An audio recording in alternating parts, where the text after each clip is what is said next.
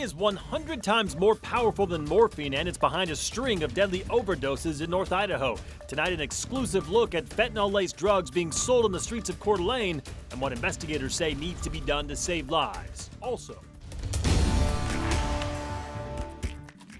we're making this investment today because we know every life in the state of Washington has value.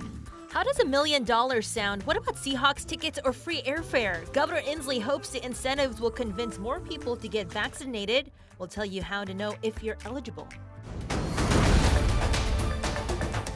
While the worst of the heat is behind us, the fire danger increases for tomorrow as windy and dry conditions will persist into the weekend.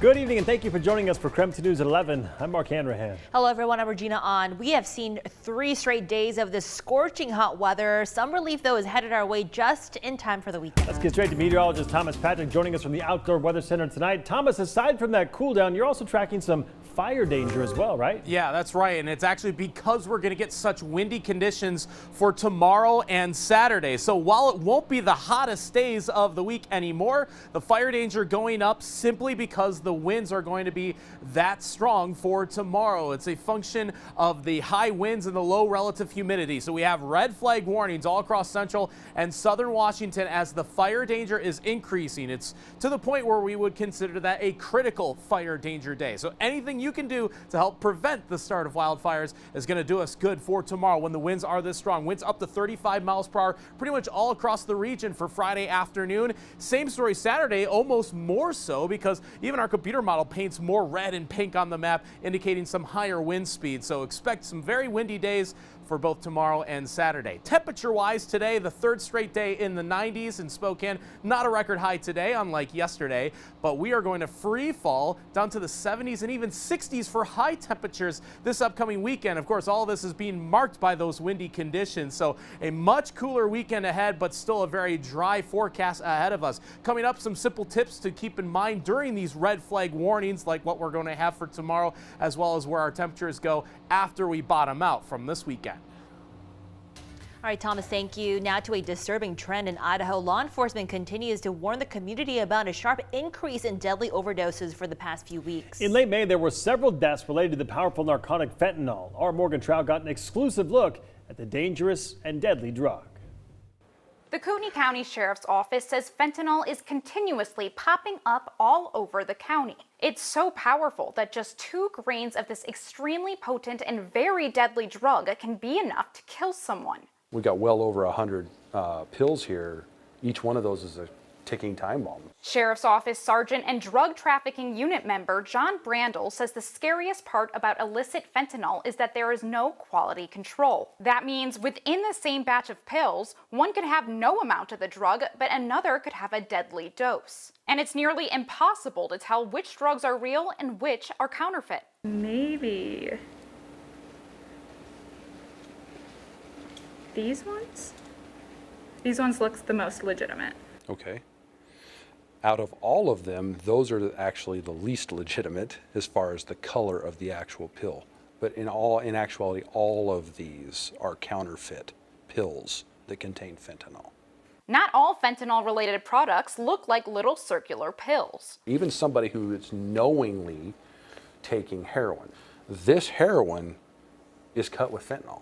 For Brandel, the fight has quickly become exhausting, and he's tired of the common excuse that it's just a few bad people selling and doing drugs. Kids in school, you have soccer moms, you have medical professionals, people that get hooked on it because they had a medical need for it, they were prescribed it, and it kind of spiraled out of control. He says there's no easy solution. The opioid epidemic can't be solved by law enforcement alone. The solution needs to come from the broader community, because right now, the problem isn't getting better, but worse.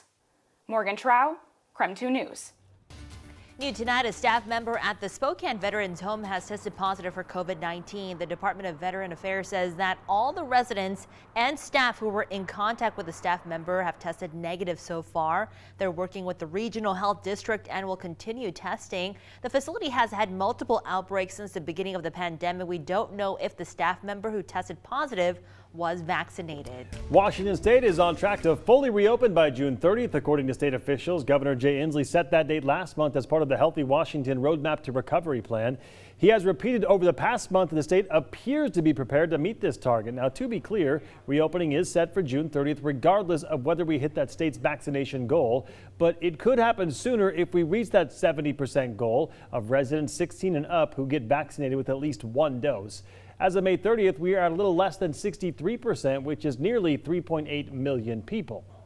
Now, new incentives to get vaccinated are coming to Washington. Governor Jay Inslee announced today new prizes that will be awarded lottery style to all state residents who get a shot. That includes a $1 million prize. The goal is to get at least 70% of eligible people vaccinated. And if that happens again, we'll fully reopen even before that June 30th date.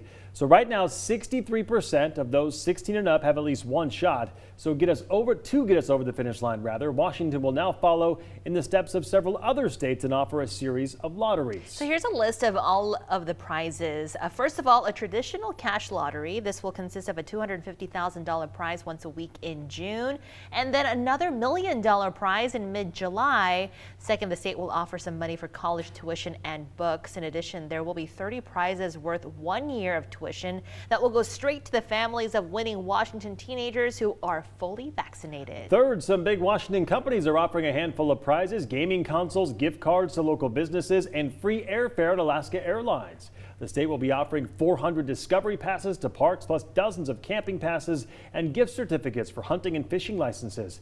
And finally, for sports fans, a handful of tickets to every major West Side team, including the Seahawks and Mariners. Inslee says he hopes this will be enough to get those fence sitters vaccinated and improve the state's rate. There are still 2.3 million eligible but unvaccinated people in Washington.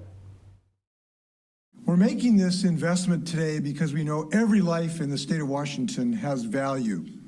So I'm excited to announce these strong incentives that will bring the potential to save thousands of lives on top of everybody else's agenda in their individual lives.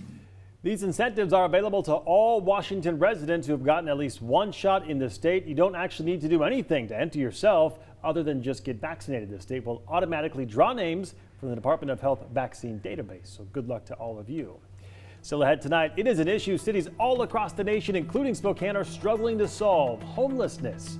After the break, why local leaders say a regional approach will work better.